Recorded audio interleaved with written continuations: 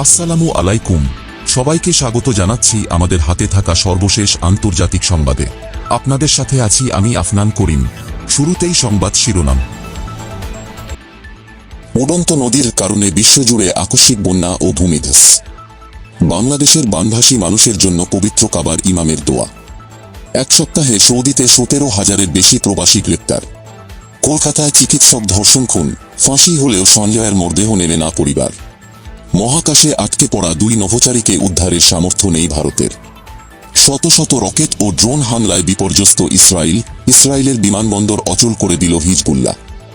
ইসরায়েলের সঙ্গে ফ্লাইট চলাচল বাতিল করেছে বিভিন্ন এয়ারলাইন্স। লেবাননে ইসরায়েলের হামলায় নিহত 3। হিজবুল্লাহর হামলা ইসরায়েলের মুখে চপেটাঘাত, বলছে হামাস। হোসাইনি ফ্রন্ট ও ইয়াজিদি ফ্রন্টের মধ্যে লড়াই শেষ হওয়ার নয়, বলছেন ইরানের সর্বোচ্চ নেতা। রাশিয়ার অভ্যন্তরে রাতভর হামলা ইউক্রেনীয় বাহিনীর, নিহত 5। হামলার শঙ্কায় কুরস্কে পারমাণবিক ইউনিট বন্ধ করল রোসাটম। এবং সর্বশেষে রাশিয়ায় হামলার মধ্যেই 230 জন বন্দী বিনিময় করল ইউক্রেন রাশিয়া। বিশ্বের বিভিন্ন অঞ্চলে অতিমাত্রার বন্যা দেখা যাচ্ছে, যার সবচেয়ে সাম্প্রতিক উদাহরণ হতে পারে বাংলাদেশ, চীন ও কানাডার ভয়াবহ বন্যা। এত ঘন ঘন বন্যা হওয়া আমাদের এটাই মনে করিয়ে দেয়, দ্রুত উষ্ণ হয়ে উঠতে থাকা বায়ুমণ্ডলম এখন আগের তুলনায় অনেক বেশি আর্দ্রতা ধারণ করছে। বিজ্ঞানীরা এমনটাই মনে করেন। গত বছর এপ্রিলে ইরাক, ইরান, কুয়েত ও জর্দান প্রতিটি দেশে ভয়াবহ বন্যা আঘাত এনেছে। তার সঙ্গে ছিল তীব্র বজ্রপাত, শিলাবৃষ্টি ও অতিমাত্রায় বৃষ্টিপাত। আবহাওয়াবিদরা পরে দেখতে পান, ওই সব অঞ্চলের আকাশ বা বায়ুমণ্ডল রেকর্ড পরিমাণ আর্দ্রতা বহন করছে। 2 মাস পর চিলিতে মাত্র 3 দিনে 500 মিলিমিটার বৃষ্টিপাত হয়েছিল। আকাশ থেকে এত বেশি পানি ঝরেছিল যে এটি আন্দিজ পর্বতের কিছু অংশের তুষারও গলিয়ে ফেলে। এতে ব্যাপক বন্যা দেখা দেয়, যার ফলে সেখানকার রাস্তাঘাট, সেতু ও পানি সরবরাহ ব্যবস্থা সব ধ্বংস হয়ে যায়। 1 বছর আগে অস্ট্রেলিয়ার কিছু অংশে বন্যা আঘাত হানে, যাকে সেই দেশের রাজনীতিবিদরা রেইনবোমা বলে আখ্যা দিয়েছিলেন। বিজ্ঞানীরা বলছেন, এসব ঘটনা বায়ুমণ্ডলীয় নদীগুলোর কারণে হয়েছে, যা ক্রমেই আরও তীব্র থেকে তীব্রতর হচ্ছে। বায়ুমণ্ডলীয় নদীগুলো প্রতিনিয়ত দীর্ঘ, প্রশস্ত ও প্রায়ই ধ্বংসাত্মক হয়ে উঠছে, যা বিশ্বব্যাপী লাখ লাখ মানুষকে বন্যার ঝুঁকিতে ফেলছে বলে জানিয়েছে নাসা। এই আকাশের নদী বা উড়ন্ত নদী হল ভূপৃষ্ঠ থেকে বায়ুমণ্ডল পর্যন্ত লম্বা ও প্রশস্ত জলীয় বাষ্পের স্তম্ভ, যার উদ্ভব হয় সাধারণত গ্রীষ্মমণ্ডলীয় অঞ্চল থেকে, পরে তারা ঠান্ডা মেরু অঞ্চলের দিকে সরতে থাকে। এই উড়ন্ত নদীগুলো পৃথিবীর মধ্যক্ষাংশে চলাচল করা মোট জলীয় বাষ্পের প্রায় 90% বহন করে। একটি বায়ুমণ্ডলীয় নদী গড়ে প্রায় 2000 কিলোমিটার দীর্ঘ, 500 কিলোমিটার প্রশস্ত এবং প্রায় 3 কিলোমিটার গভীর হয়ে থাকে। যদিও এই নদীগুলো ক্রমেই দীর্ঘ ও প্রশস্ত হচ্ছে, অনেক সময় তা 5000 কিলোমিটারের চেয়েও বেশি দীর্ঘ হয়ে প্রশস্ত হয়ে থাকে, তবুও মানুষ এই নদী চোখে দেখতে পায় না। তারা যা দেখে তা শুধুই কিছু পুঞ্জীভূত মেঘ। বায়ুমণ্ডলীয় নদীগুলো সবসময় ছিল, তবে বিজ্ঞানীরা বলছেন, বৈশ্বিক উষ্ণতা আরও বেশি জলীয় বাষ্প তৈরি করছে, যা পরিস্থিতিকে আরও জটিল করে তুলছে। এভাবে অল্প সময়ের মধ্যে ভূপৃষ্ঠে প্রচুর পরিমাণে পানি ঝরে, যার কারণে বিপর্যয়কর বন্যা ও ভূমিধ্বস দেখা দেয়। সাম্প্রতিক গবেষণায় দেখা গেছে, গ্রীষ্মমণ্ডলীয় দক্ষিণ আমেরিকা, উত্তর আফ্রিকা, মধ্যপ্রাচ্য, দক্ষিণ পূর্ব এশিয়ায় বায়ুমণ্ডলীয় নদী অনেক দীর্ঘ সময় ধরে অবস্থান করছে। এর অর্থ হল প্রচুর পরিমাণে বৃষ্টিপাত হবে, যা ভূপৃষ্ঠের জন্য ব্যাপক ক্ষতিকর প্রভাব বয়ে আনবে। স্মরণকালের ভয়াবহ বন্যায় বিপর্যস্ত বাংলাদেশ। দেশের অন্তত 12টি জেলায় এই বন্যায় তলিয়ে গেছে ফসলি জমিঘর বাড়ি, ক্ষতিগ্রস্ত হয়েছে লাখ লাখ মানুষ। এবার বাংলাদেশের এই বানভাসী মানুষের জন্য দোয়া করেছেন পবিত্র কাবার ইমাম শায়েখ ডক্টর হাসান আল বুখারী হাফিজাল্লাহ। পবিত্র কাবার ইমাম এ সময় বাংলাদেশ সম্পর্কে খোঁজ খবর নেন, পাশাপাশি বন্যা ও নিহত মানুষদের সার্বিক পরিস্থিতি জেনে বাংলাদেশের জনগণের প্রতি সমবেদনা জানান এবং দোয়া করেন। অন্যদিকে আবাসন, শ্রম ও সীমান্ত সুরক্ষা আইন লঙ্ঘনের অভিযোগে সৌদি আরবে 1 সপ্তাহে 17,000-এর বেশি প্রবাসীকে গ্রেপ্তার করা হয়েছে। সৌদি আরবের স্বরাষ্ট্র মন্ত্রণালয়ের এক বিবৃতিতে এই তথ্য জানানো হয়েছে।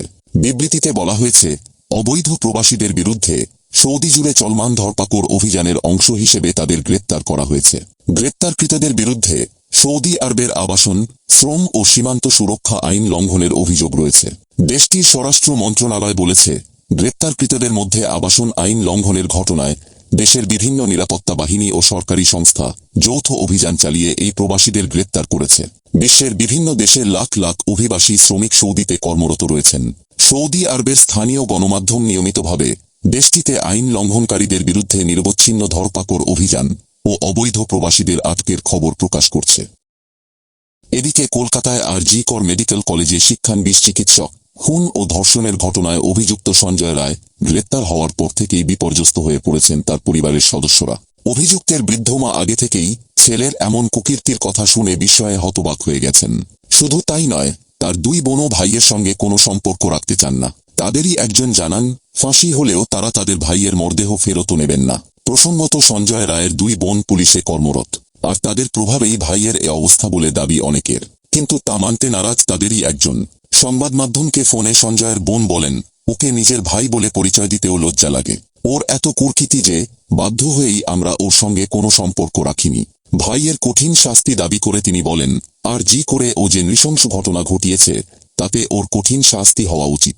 তবে সবার কাছে একটাই অনুরোধ, আপনারা ওকে নিয়ে যা খুশি করুন, দয়া করে ওর মরদেহ আমাদের দেবেন না, আমরা নেব না। এমন মানুষের সঙ্গে কোনো সম্পর্ক রাখা যায় না। সঞ্জয়ের মা মালতী দেবীরও আক্ষেপের শেষ নেই। ছেলে মেধাবী ছিল বলে দাবি করে তিনি বলেন, টিভিতে ছেলের সম্পর্কে কত কিছু শুনছি, কিন্তু বিশ্বাস করুন ছেলে আমার এমন ছিল না। ছোট থেকেই ক্লাসে টপার ছিল। কোথা থেকে কি যে হয়ে গেল, ওকে কেউ ফাঁসিয়ে দিতে পারে। এদিকে গতকাল শনিবার সঞ্জয় রায়ের পলিগ্রাফ টেস্ট করেছে সিবিআই।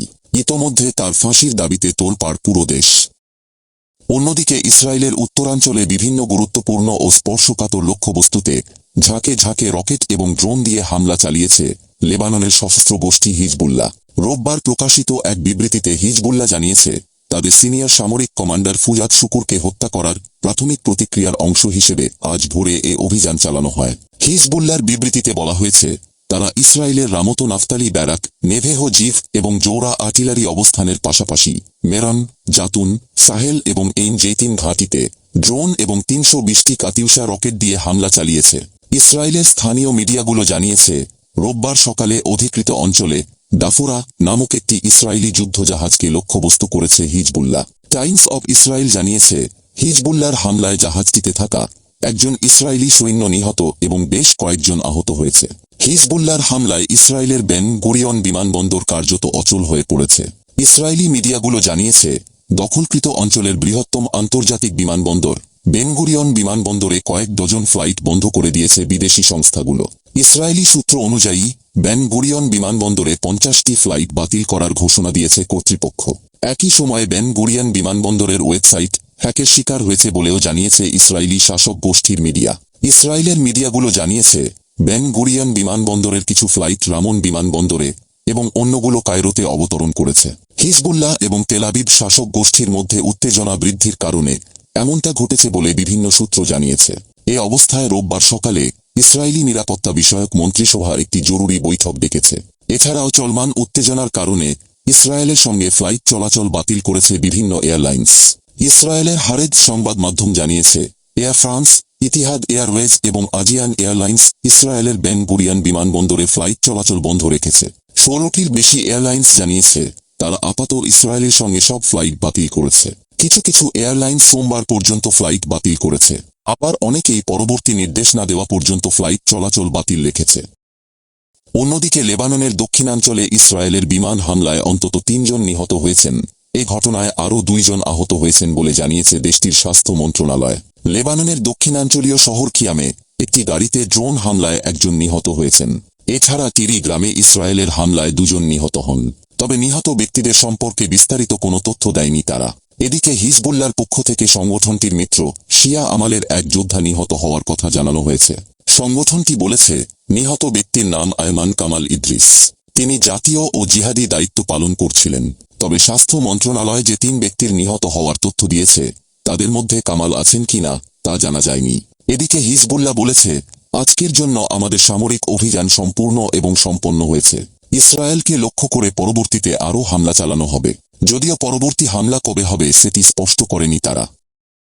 অন্যদিকে এই হামলাকে ইসরায়েলের মুখে চপেটাঘাত হিসেবে অভিহিত করেছে ফিলিস্তিনের হামাস। এছাড়া হামলাকে শক্তিশালী এবং সঠিক হিসেবেও উল্লেখ করেছে তারা। বিবৃতিতে হামাস বলেছে, এই শক্তিশালী এবং সঠিক হামলাকে আমরা স্বাগত জানাচ্ছি, যা ইহুদিবাদীদের ভূখণ্ডের গভীরে আঘাত হেনেছে। এটি ইসরায়েলি সরকারের মুখে একটি চপেটাঘাত। দখলদার ইসরায়েল দাবি করেছে, হিজবুল্লাহর যোদ্ধারা তাদের বিভিন্ন অঞ্চলে হামলা চালানোর জন্য প্রস্তুতি নিচ্ছিল। এ সময় 100টি যুদ্ধবিমান ব্যবহার করে কয়েক হাজার রকেট লঞ্চার ধ্বংস করে এই হামলা থামিয়ে দেওয়া হয়েছে।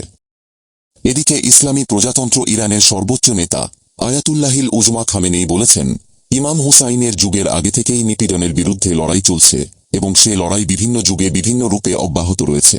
আয়াতুল্লাহ খামেনেই বলেন, জুলুমের বিরুদ্ধে লড়াই করা হুসাইনি ফ্রন্ট এবং অন্যায় ও নিপীড়নের পক্ষের ফ্রন্টের মধ্যে লড়াই চলছে। হুসাইনি ফ্রন্ট এবং ইয়াজিদি ফ্রন্টের মধ্যকার এই লড়াই শেষ হওয়ার নয়। সর্বোচ্চ নেতা আরও বলেন, ইমাম হুসাইনের যুগের আগে থেকে আজ পর্যন্ত এই দুটি ফ্রন্ট বিদ্যমান ছিল এবং তা অব্যাহত থাকবে। এই যুদ্ধের বিভিন্ন রূপ রয়েছে। তলোয়ার বর্ষার যুগে এর এক রূপ, আবার পরমাণু ও কৃত্রিম বুদ্ধিমত্তার যুগে এর আরেক রূপ আছে, এটি বিদ্যমান। অন্যদিকে রাশিয়ার অভ্যন্তরে রাতভর হামলা চালিয়েছে ইউক্রেনীয় বাহিনী। এতে অন্তত 5 জন বেসামরিক ব্যক্তি নিহত হয়েছেন। আহত হয়েছেন 12 জন। শনিবার সীমান্তবর্তী বেলগোরদ অঞ্চলে এই হামলা চালানো হয়। আঞ্চলিক গভর্নর ভাচেস্লাভ গ্লাদকোভ বলেন, অত্যন্ত দুঃখজনক ঘটনা, শত্রুপক্ষের গোলাবর্ষণে 5 জন বেসামরিক মানুষ নিহত হয়েছেন। আহত হয়েছেন 12 জন, তাদের মধ্যে 3 জন অপ্রাপ্তবয়স্ক। শনিবার ভিডিও বার্তা দিয়েছেন ইউক্রেনের প্রেসিডেন্ট ভলোদিমির জেলেনস্কি। রুশ সীমান্ত এলাকা থেকে দেওয়া ভিডিও বার্তায় জেলেনস্কি বলেন, ইউক্রেনকে ধ্বংস করতে চেয়েছিল রাশিয়া, কিন্তু যুদ্ধ এখন তাদের বাড়িতে প্রত্যাবর্তন করেছে। জেলেনস্কি বলেন, ইউক্রেন আবার চমক দিয়েছে, রাশিয়া এবার বুঝবে প্রতিশোধ কি।